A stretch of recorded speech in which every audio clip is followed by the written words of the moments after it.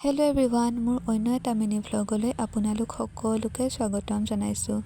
আজি স্কুলৰ পৰাই বাহিৰে ওলালোঁ ভণ্টিৰ ৰুমলৈ বুলি। তাই বন্ধতে ঘৰলৈ আহোঁতে কিতাপ এখন এৰি থৈ গৈছিলে। সেইখনকে তাই খুজি পঠিয়াইছিলে, যিহেতু এক্সামো পালেহি, গতিকে সেইখনকে দিবলৈ যাব ওলালোঁ। ফাইনেলি ভাগৰে জিগৰে আহি ৰুম পালোহি বাৰু। পায়ে মই ফাৰ্ষ্টতে ড্ৰেছিঙৰ সন্মুখত নিজকে চাই ল'লোঁ। এনেকৈ কোনে বাৰু ক'ৰবাৰ পৰা আহি ফাৰ্ষ্টত নিজক ড্ৰেছিঙৰ সন্মুখত চাই লৈ জনাবচোন। তাৰপিছত তাইৰ ৰুমটো চাৰিওফালে খেলিমেলি হৈ আছিলে, যিহেতু তাইৰ কলেজত আজি ফ্ৰেছাৰ্ছ আছিল, গতিকে তাই চাগে এইবোৰ চাফা কৰিবলৈ সময় নাপালে। সেইকাৰণে মই চাফ চিকুণ কৰি দিলোঁ চাৰিওফালে। কাম বন কৰি লৈ মই সোমালোহি পাকঘৰত ধুনীয়াকৈ চাহ একাপ খাওঁ বুলি।